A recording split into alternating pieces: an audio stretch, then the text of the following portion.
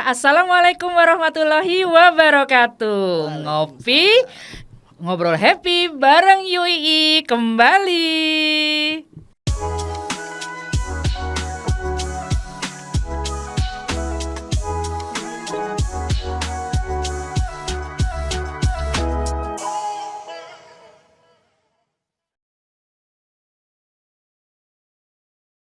Nah, ini sekarang kita mulai memasuki tentang tetrapreneurnya ini. Bu Rika, ini dari Bapak Gubernur DIY kita, Pak Sri Sultan, ingin punya flagship pemberdayaan ekonomi masyarakat, pengentasan kemiskinan yang khas Jogja. Coba deh kita nyontoh Korea. Ada di Korea itu namanya Semaul Undong, gerakan gotong royong, seperti gotong royong di Indonesia tapi di Korea. Oke Bu, kalau gitu kita pakai gotong royong, silakan Ibu buat desain dan sebagainya. Saya combine dengan yang tetrapreneur di Malaysia sehingga jadilah global gotong royong tetrapreneur. Itu kalau yang di G2RT dia sudah lebih terinci, terstruktur dengan step by stepnya dengan tetrapreneurnya gitu.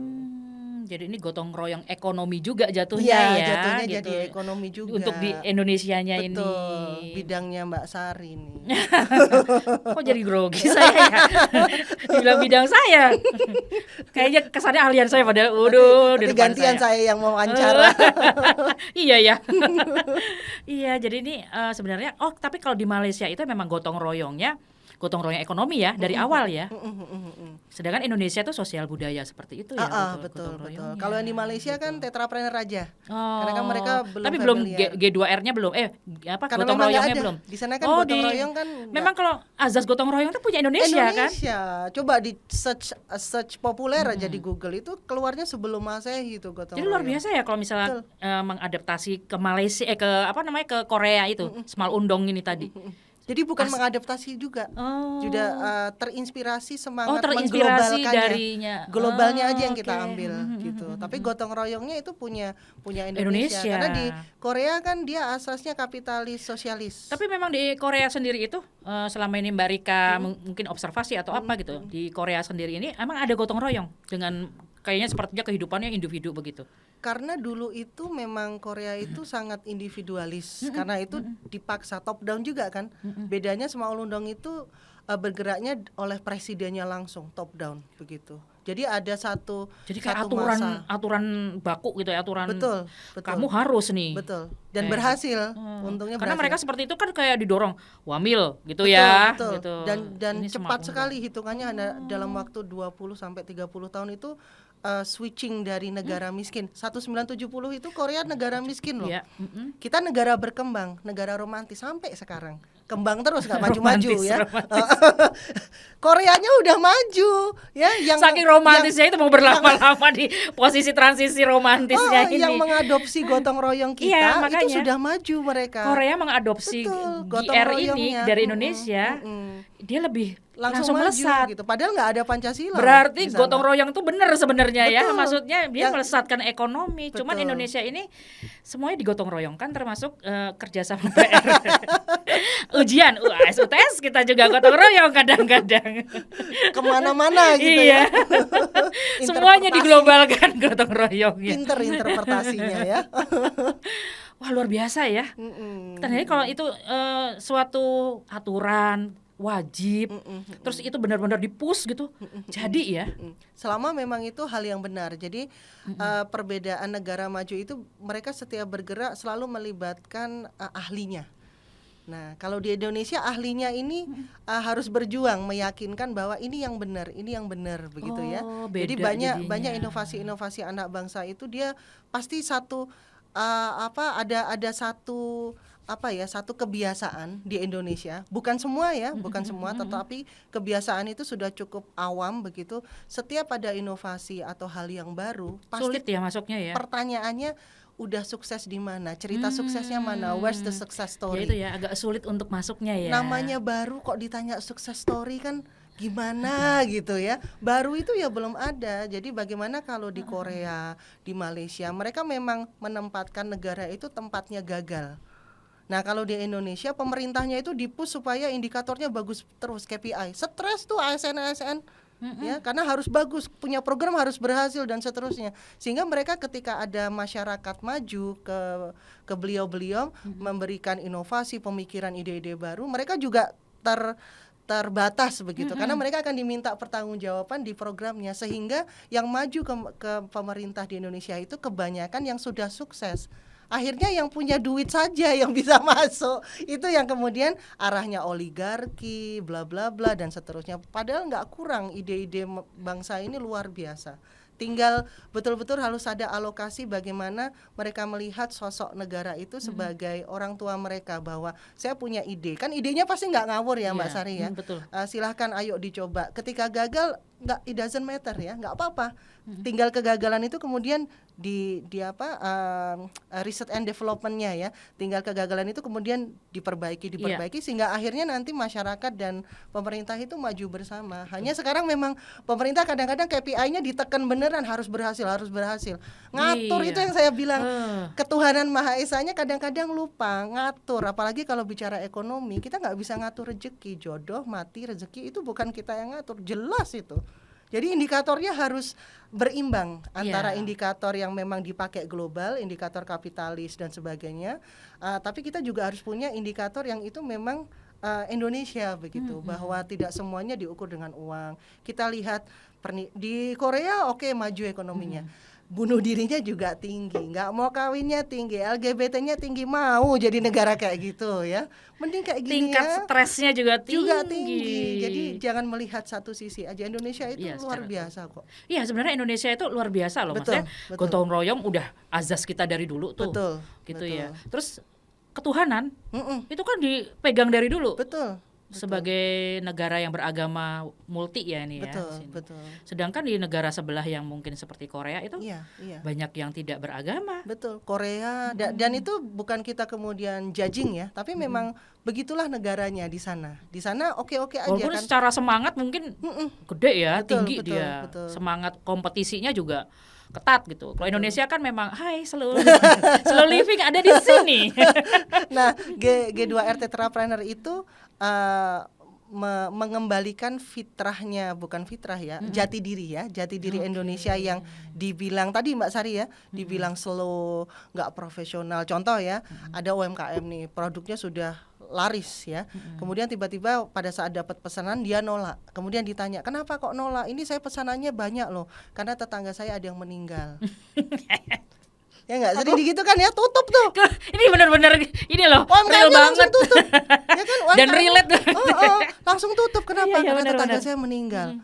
Itu kalau di Amerika, di negara-negara maju ya, yang dengan asasnya memang asas kapitalis, everything about money, itu langsung nggak profesional kamu, nggak bakalan saya akan pesan lagi di kamu nggak profesional. Nah itu jangan sampai kemudian itu diwajarkan di Indonesia, karena di Indonesia itu tetangga itu sudah seperti saudara kita. Kalau di Islam setelah orang tua, guru, tetangga itu harus kita muliakan, masuk loh. Ring satu. Betul, masuk loh, dibandingkan saudara kita yang jauh, tetangga itu kita utamakan. Karena kalau ada apa-apa tetangga dulu, itu jelas itu di ajaran di Islam ya. Dan saya rasa ajaran agama lain juga level sosialnya juga bagus begitu kan. Nah itu jangan kemudian di label itu loh malesnya sama UMKM, mereka nggak profesional. Yang nggak profesional tuh yang tidak memuliakan tetangga, jangan dibalik-balik ya. Untungnya sampai sekarang mungkin tidak semua ya, tetapi di beberapa tempat itu kalau ada tetangga meninggal dia bisa izin kantor dan diberikan izin.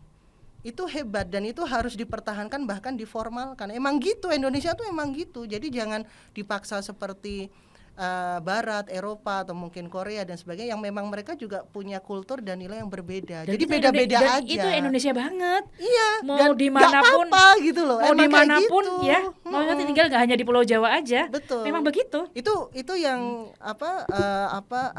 alasan sedih ya. Ada lagi alasan yang happy, nikah, tetangga saya nikah, sunatan. Padahal sunatan cuma sekali ya, nggak bisa berkali-kali. Tapi kan orangnya kan banyak ya. Justru sekali itu mbak spesial jadinya. Makanya. Jadi harus tutup dan kantor juga tutup kalau bisa. Kan saya punya anak kan putra ya, putra juga. Dan bagi kita para emak-emak yang namanya punya anak cowok itu, sunatan itu salah satu tahap dia menuju perkembangan yang hebat. Sesuatu yang spesial lah. Jadi emang saya kosongkan semua semua jadwal dan it's okay, nggak apa-apa juga. Karena setelah itu justru produktivitas saya jadi lebih cepat karena saya sudah tenang, anak saya sudah baik-baik saja, saya bisa fokus. Coba kalau dipaksa ya. Memang ada kaitannya seperti itu Ada. bahwa Di Indonesia kita, gitu, nggak usah dirubah-rubah, nggak usah sok-sokan jadi barat gitu loh.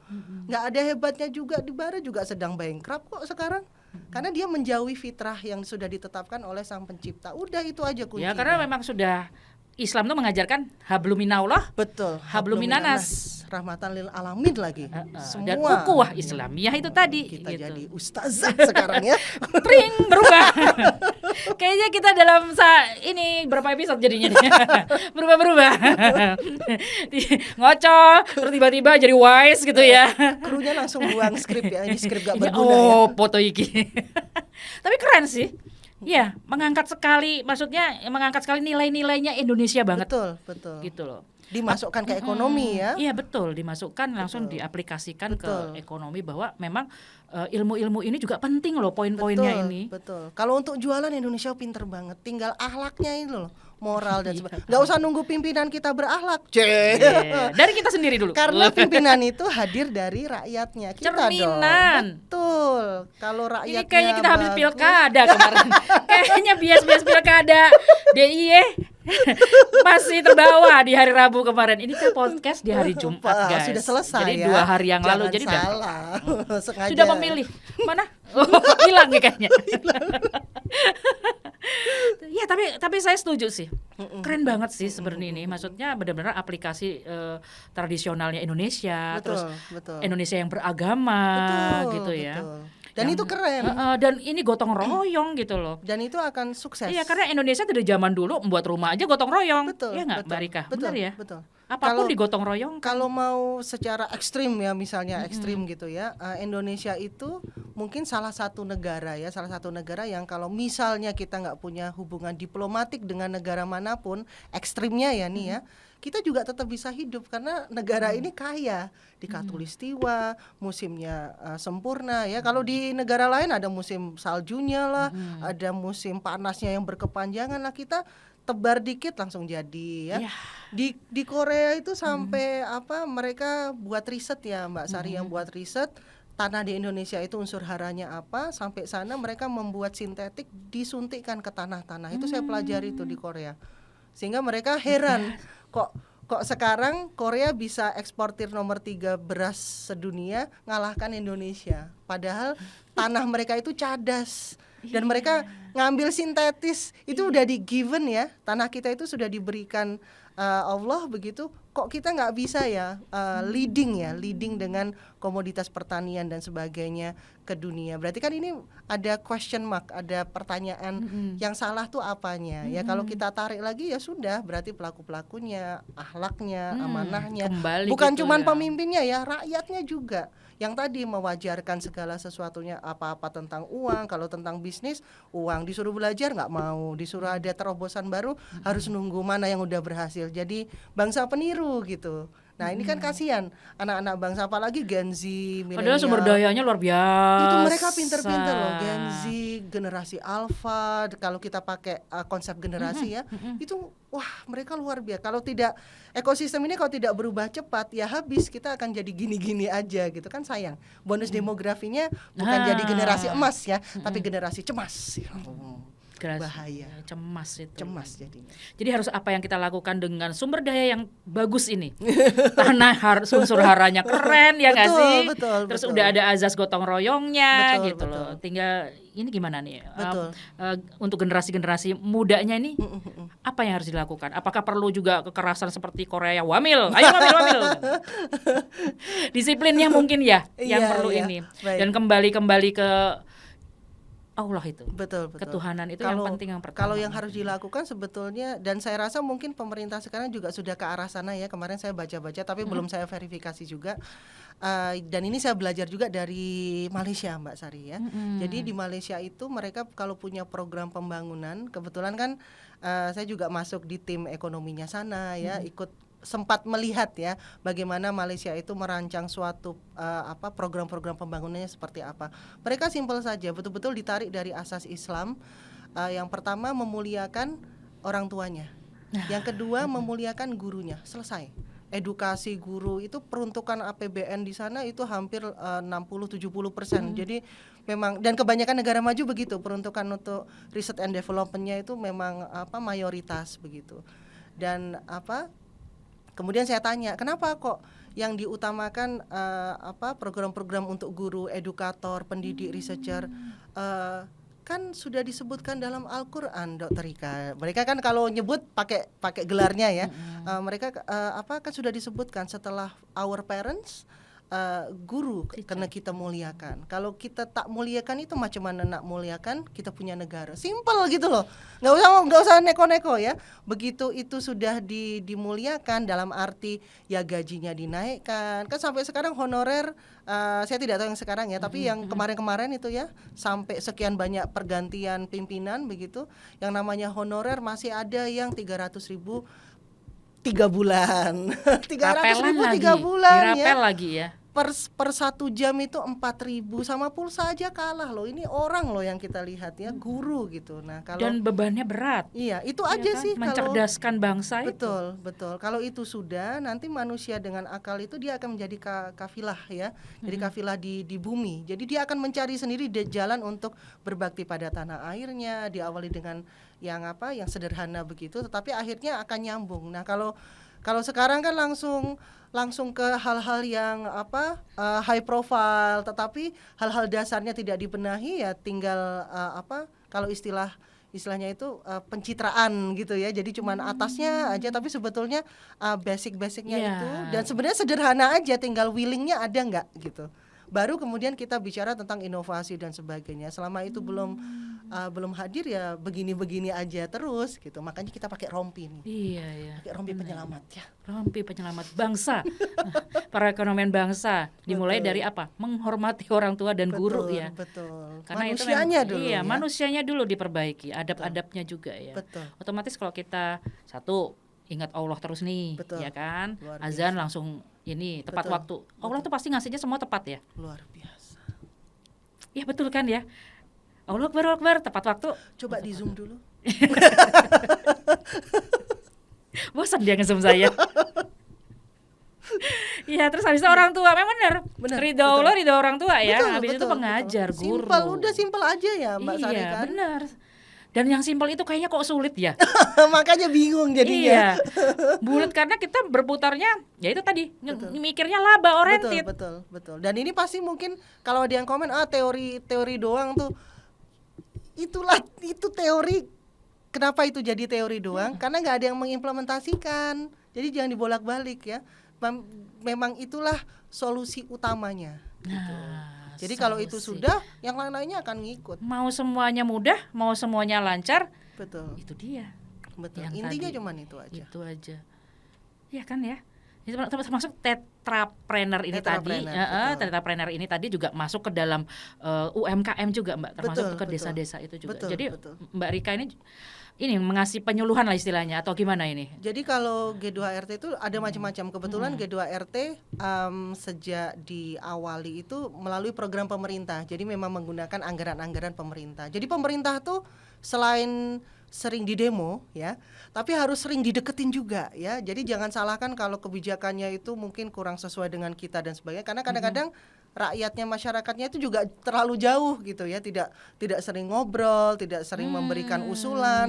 Yang berani deketin pengusaha-pengusaha. Bonding Sehingga, itu tidak antara orang tua dan betul, anak ya, tapi bonding antara rakyat dan pemerintah harus ada bonding nih. Betul, sehingga arahnya selalu ke pengusaha ya, jangan salahkan mereka karena mereka yang sering bonding gitu ya. Jadi kita masyarakat nggak usah nunggu jadi dokter, nggak harus dosen, ada apa-apa dekati, pemerintah sebetulnya open kok sebetulnya. Kalau itu memang kita sebagai masyarakat itu selalu mendekatkan, ada ide apa dan sebagainya, mereka cukup responsif ya. Buktinya ini G2RT ini kan salah satu model pemberdayaan ekonomi yang cukup rumit ya, dan tidak populer sebetulnya karena lama, hasilnya itu bisa dilihatnya lama karena nembaknya kan ke investasi manusianya dan seterusnya. Konsep-konsepnya juga ada keyakinan bahwa rezeki itu bukan di kita. Ini kan bertentangan ya dengan break even point lah, kita bisa nentukan dalam sekian tahun bla bla bla. Itu tetap sebagai ikhtiar, tapi ketika itu belum tercapai jangan dilabel gagal. Ya. Nah, kan bedanya cuma di situ. Bener nih Mbak Rika. Jadi ini basicnya harus dibenahi dulu nih. Betul. Sebelum betul. kita ngomongnya ke atas-atas. Betul. Ke betul. BEP lah kemana. Karena UMKM loh. Apa yang di BEP-in coba? Mereka itu jualan jualan dengan modal hari ini buat dijual, dapat untungnya, untung bagi dua, satu untuk makan, satu untuk jualan besok. BEP-nya kapan? Kapan ngitung BEP, break even point? Gak bisa kita dihitung, seperti tidak relevan, tidak relevan. Produksi di pabrik. Betul, dan itu mayoritas 50% lebih begitu keadaan ekonomi kita. Jadi bukannya salah kita punya teori-teori yang mumpuni, itu oke-oke aja, tetapi mungkin belum saatnya.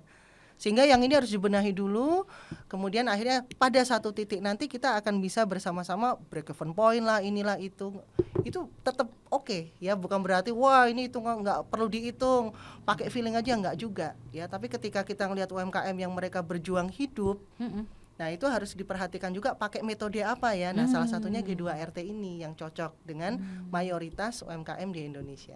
Oh gitu. Aduh, saya terpesona sekali langsung. Aduh, gini ya. Gitu.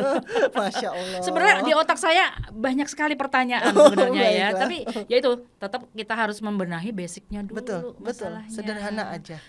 Gimana UMKM di Indonesia, terus gimana termasuk apa badan usaha milik pedesaan ya? Ya, BUMDes ya, badan usaha milik desa. Seperti itu. Ya itu pembenahannya ya. Betul. Teratur dulu, kita disiplin dulu nih sama yang atas. Betul. Yang pemberi rezeki. Karena pendekatannya sebelum pendekatan dengan pemerintah atau dan lain-lain, pendekatannya ke atas dulu nih pastinya. Betul. Ya, pemilik segalanya. Betul. Itu sebenarnya kunci ekonominya Indonesia. Iya, ketuhanan yang Maha Esa tetap dipegang. Betul. Gitu. Yang kedua yaitu saling adab ya, menghormati. Betul. Adab itu penting, pakai banget. Ring satu orang tua. Betul. Guru. Sekitarnya nih, tetangga tadi seperti. Jadi jangan heran kalau ada kematian, ada pernikahan, ada macam-macam. Itu masuk dalam proses bisnis. Jadi sebenarnya kalau kita ke negara-negara Arab ya, khususnya Mekah Madinah itu seperti itu loh. Ya. Maksudnya saat waktu sholat tutup tuh. Betul kan praktek-praktek yang sederhana ya. Iya, tutup tuh. Dulu saya juga waktu di Malaysia waktu kerja. Kan masih muda nih ceritanya, baru 26 tahun udah PhD, udah di gayanya minta ampun ya, belum ada kolesterol dan sebagainya soalnya ya. Sebentar saya lagi bubuk lagi, otak saya langsung bubuk apa nih? Jadi, masih muda, belum ada kolesterol, apa nih, kemana nih jadi gitu ya. Jadi penyakit curhat ya, gitu. Ini ada gulanya kah? Wah, ada penyakit diabetes lagi. Dihitung lagi nih semuanya kalorinya berapa. Jadi waktu itu pertama kali kerja gitu kan seneng ya, pertama kali kerja kan keinget tuh kemarin waktu di Indonesia ditolak-tolak kerja ya, sekarang langsung direkrut jadi dosen. Balas dendam nih. Kemudian masuk waktu makan siang Mbak Sari, lunch gitu. Nah namanya orang baru kan pengennya mau sosialisasi supaya dengan rekan kerjanya itu bisa diterima, enak kalau kita kerja. Kemudian saya ngajak, dokter kita makan lunch, jom itu ayo gitu. Jom I belanja itu saya yang bayar gitu. I belanja, jom kita makan lunch. Traktir ceritanya. Traktir gitu. Terus udah itu bukannya keren Rika, oke kan harusnya gitu ya. Bayangan saya kalau di Indonesia kan gitu tuh. Senang ditraktir kalau orang Indonesia. Apapun itu. Nah tiba-tiba mereka melihat itu dengan pandangan aneh. Pada saat itu kan saya sudah nikah. Mereka ngelihat, you udah nikah kan? Digituin dengan pandangannya itu yang agak nggak enak gitu. You udah nikah kan Dokter Rika? Ya. You tak lunch dengan family ke, dengan husband ke, dengan anak-anak? Oh, if you belum ada anak, tak lunch dengan suami ke? Kita balik rumah. Oke. Jadi mereka oke, tak apa. Rika tak belum paham lagi ya, tak apa Rika. Oke. Jadi kayaknya tuh jadi langsung terkunci. Jadi jelek banget kayaknya ya. Jadi jelek banget. Kebiasaan kita kok gini ya, makan sendiri jadi gitu, begitu bersama balik, keluarga. Betul, begitu balik sama suami diketawain. Iya lupa bilang katanya. Gitu ya. Jadi mereka pulang ke rumah ya, dan itu juga pasti kalau di Indonesia memang agak sulit mungkin ya diterapkan, apalagi kalau saudara-saudara kita yang di Jakarta kan rumahnya jauh. Betul. Gimana mau balik ya, rumah di mana, ini di mana. Nah di Malaysia itu tata kotanya juga sudah memperhitungkan. Jadi aspek keluarga itu ditarik dari mikro ditarik ke makro ya. Jadi kalau ketika orang di situ ada pekerjaan, ada industri, ada sekolah dan sebagainya, itu pasti diikuti dengan perumahan, shopping mall, rumah sakit, itu sudah set-setan. Satu paket kayaknya. Betul, ya. jadi pasti dia kawasan itu akan hidup dan orang nggak usah kemana-mana, pasti di situ, sehingga pasti bisa balik makan siang kebanyakannya gitu. Jadi memang setting tata kotanya luar biasa. Jadi dia ngambilnya bukan dari infrastruktur dulu, tapi dari aspek hal-hal yang wajib dalam berumah tangga itu apa, kedekatan gini-gini, itu baru ditarik ya, baru ditarik menjadi makro. Nah, hal-hal yang sederhana gitu, cara pandang itu ya. Begitu juga cara pandang di G2RT. Jadi ditarik dari sila 1, 2, 3, 4 baru ke ekonomi, ke jualan, ke advertising, bla bla bla gitu. Jadi ada hikmah-hikmahnya. Luar biasa nggak sih? Memang beda ini. Kelihatan ya kalau profesornya. Provokator. Iya, nggak, maksud penarikan dari mikro ke makronya yang kadang-kadang kita nggak berpikir sampai ke situ gitu loh. Betul. Nggak usah kita ngambil yang di Jogja mungkin masih bisa melintas menitan ya gitu. Betul. Antara misalnya rumah Bantul gitu ya. Masih bisa. Masih terus kerjanya misalnya di Jogja, kota Jogja atau Sleman itu masih ngelaju itu ya. Tapi kalau seperti Jabodetabek kan repot ya. Rumah Bogor kerja di Sudirman, SCBD, ini karena yang nonton juga seluruh Indonesia nih. Betul. Gitu. Wah, itu seharian itu Mbak Rika. Iya, betul. Nggak bisa memang ya. Dan kita kalau misalnya pulang kantor dari SCBD itu mau balik lagi ke Bogor atau ke Depok atau kemana itu, kita nunggu reda tuh. Betul. Jadi sampai sholat isya itu di kantor, saya kan kurang ngalamin tuh. Sholat isya dulu di kantor baru kita pulang. Bener. Habis di jalan ya. Kalau enggak kita cuek gitu ya, pulang kantor anggaplah 5:30. Ngelawan si macet ini tadi bisa jam 10 sampai rumah. Betul. Sama dengan yang menunggu isya dulu. Itu nggak mungkin kita makan 3 kali sehari. Pagi, siang, sore makan bersama keluarga itu udah nggak mungkin. Betul. Karena itu tadi saya juga menyampaikan mungkin belum bisa ya untuk yang di kota-kota besar. Tapi luar biasa kalau ada, maksudnya saya kan belum pernah. Kalau Malaysia kan cuma mencolok-mencolok doang transit, makan nasi kandar gitu-gitu, makan nasi lemak. Nih ternyata ada ilmu yang saya baru tahu gitu loh, bahwa lokasi kependudukannya itu betul. Sama dengan fasilitas kerja, sekolah, rumah sakit, pasar ya. Itu satu paket gitu loh. Jadi memang filosofi keilmuan itu dijadikan dasar ya. Ketika kita bicara yang tanya serahkan ke ahlinya, itu betul-betul diserahkan ke ahlinya gitu. Contoh PhD saya itu kan menggabungkan antara kepakaran dosen pembimbing saya dengan background saya yang teknik industri. Jadi saya teknik industri, tapi judul disertasi saya itu adalah pernikahan dan keluarga melalui pendekatan kualitas. Jadinya ada sosiologinya. Kualitasnya itu dari aspek teknik industri, sedangkan pernikahan dan keluarga itu memang kepakaran profesor saya pada saat itu. Jadi profesor saya itu statistik sosial. Pakar sekali beliau, itu dewanya ya, dewa statistik di Malaysia. Sehingga penggabungan, memang kalau di S3 itu dia harus penggabungan kepakaran dari mahasiswa dengan dosen pembimbingnya. Nah, kemudian hasil dari disertasi saya itu dipakai oleh Kementerian Pemberdayaan Masyarakat dan Wanita. Jadi disertasi ini menghasilkan indeks bahwa ibu rumah tangga yang sama sekali belum pernah bekerja di lingkungan profesional, itu ketika dia melamar di usianya yang mungkin sudah tidak produktif itu artinya baru lulusan, baru fresh graduate gitu ya. Itu dianggap tidak produktif? Bukan, maksudnya ketika fresh graduate gitu kan, maksudnya dia kan lagi full produktifnya gitu. Nah, biasanya kalau ibu rumah tangga ini kan artinya dia sudah punya anak, sudah pasti kan sudah lebih dari 5-10 tahun dia di rumah gitu. Nah, dengan adanya penelitian ini, ketika si ibu rumah tangga ini sudah kemudian dengan izin suaminya ingin masuk ke pekerjaan, menjadi profesional, itu masih bisa dengan indeks kualitas di pernikahan dan keluarga ini. Karena dalam indeks itu skill dalam handling rumah tangga, baik itu handling sebagai pasangan dalam pernikahannya dan handling keluarganya, anak, mertua dan sebagainya dalam rumah tangga keluarganya, itu bisa dipetakan dengan skill profesional ketika di industri dan perusahaan. Jadi contohnya marital intimacy itu akan head to head dengan service quality. Jadi ada penyetaraan karakter, skill itu bisa. Artinya kalau di Indonesia dan kebanyakan negara ya, kalau dia sudah stop begitu berkarir, dia mengurus rumah tangganya, itu dianggap nggak bisa kerja dalam tanda kutip.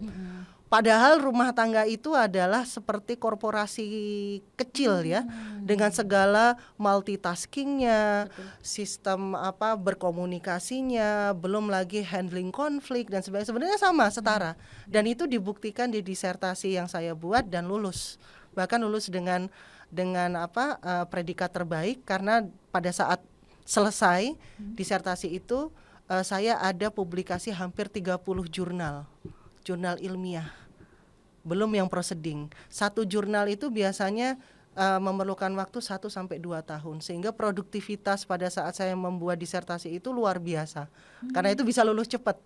Biasanya kalau di Indonesia itu syaratnya disertasi itu cukup 2-3 jurnal. Ini saya hampir 30 jurnal, karena isunya itu sangat isu yang diperlukan di Malaysia pada saat itu, dan isunya itu merupakan isu universal, sehingga banyak yang bisa ditulis, apalagi saya didampingi oleh profesor yang memang handal di bidangnya. Sehingga ketika lulus, indeks itu langsung dipakai di kementerian, sehingga ketika sampai saat ini ya, di beberapa industri, mungkin tidak semua ya, tetapi di beberapa industri, khususnya industri yang berafiliasi dengan pemerintah langsung, pasti mereka punya indeks wanita itu tadi. Jadi kalau ibu rumah tangga mau apply, dia bisa head to head dengan lulusan yang fresh graduate itu, dan dianggap sama. Selama dia bisa ngisi kuesionernya itu ya, nanti keluar indeksnya. Oh, dia punya skill begini-begini, dan itu head to head dengan yang sudah profesional juga. Masya Allah, keren banget ya sebenarnya. Dan itu bisa kalau memang pemerintahnya memang narik itu tadi ya, dari mikro ke makro. Jadi nyambung gitu. Kembali ke basic. Benar-benar harus diperbaiki banget nih kita nih. Jadi, ini benar-benar pakai rompi ini berguna. Menyelamatkan ya. Tapi kita tercerahkan juga. Tapi disclaimer ya, di Malaysia, di negara lain juga banyak yang nggak bagusnya ya. Kita banyak juga nggak lebih bagusnya juga banyak. Kita lagi ngobrol yang bagus-bagusnya ya, nanti supaya takutnya menjadi inspirasi juga betul. Mbak Rika. Betul. Dan juga ini juga kita banyak belajar dari negara sebelah juga betul, kan. Betul. Yang bagus-bagusnya. Yang nggak bagusnya banyak juga. Iya. Ambil bagusnya. Betul. Tinggalkan yang tidak bagusnya. Luar biasa. Pilih nomor loh. Wah, udah lewat. Next. Oke nih ya Sobat UII, kayaknya kita udah ngobrol-ngobrol ini udah 1 jam ke depan.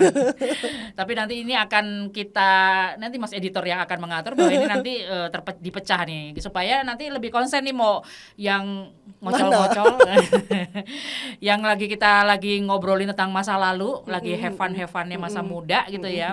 Siapa tahu juga nanti jadi inspirasi teman-teman UII ini yang baru lulus gitu. Jangan berkecil hati ya Mbak ya. Amin. Bahwa semangat walaupun kamu misalnya ditolak pekerjaan, mungkin yang baru lulus, nah betul. yang di sini ada nih juga nih, kemarin baru wisuda. Tetap semangat ya nggak, bahwa masa depan itu masih panjang. Dan masih banyak jalan ya Mbak ya. Ya setuju. Jadi jangan terfokus ini aja gitu. Ini Mbak Rika dari TMI taunya bisa nyemplung ke dunia ekonomi.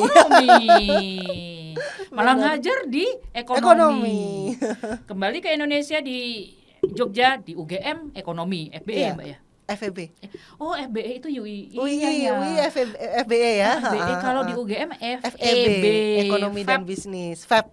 Ekonomi dan bisnis. Oh, berarti kalau UI itu bisnis dan ekonomi ya. Oh, dibolak-bolak. Dibisnisin dulu kalau UI. Bener. Wah, ini nanti kita kena Pak Dekan. Kau kan ada editor. Malah sama editornya dimunculin, dijadiin ini lagi promo. Nanti kalau muncul salahnya editor. Oh, itu salah edit dia. Saya udah disclaimer loh. Oke, makasih Mbak Rika atas Sama-sama, kehadirannya Mbak di Sari. Ngopi. Jangan kapok-kapok nanti misalnya kalau ada yang hal-hal baru yang untuk diceritakan ya, Masya jadi inspirasi kita semua. Ini sampai wah kagum banget gitu loh. Masya Allah. Maksudnya pengalamannya beliau Masya ya Allah. gitu ya. Belajar di negeri jiran tuh luar biasa banget. Ternyata kita nggak tahu nih kalau nggak dari Mbak Rika ya, maksudnya pemikiran dari mikro ke makro dan macam-macam. Yang ternyata kita juga punya sumber daya alam yang luar biasa. Betul. Gitu, sumber daya manusianya juga luar Hebat, biasa. hebat. Nah, kita lagi mau pemetaan nih, apa yang kurang dari kita ini ya? Iya, iya. Bagus ini kok kita masih kalah nih, anggaplah Betul, ya. betul. Anggap betul. ya kita kalah dengan Belum rezekinya tetangga. mungkin ya. Rezekinya belum. Ternyata kata Mbak Rika basic kita belum Ya. dimaksimalkan Betul, nih, betul. gitu loh. Masih suka-suka ya kayaknya. Ayo kita perbaiki diri ya. Oke Sobat UII, oke cukup sekian, nantikan juga episode menarik berikutnya. Tapi jangan lupa juga ya untuk subscribe, like, komen, dan share. Acara ini juga kita disupport oleh Andita Gunawan Kartioso dari Kantor Akuntan Publik, Heliantono dan rekan. Oke, terima kasih. Sampai berikutnya ya. Ngopi, ngobrol happy bareng UII. Pamit. Wassalamualaikum warahmatullahi wabarakatuh. Waalaikumsalam.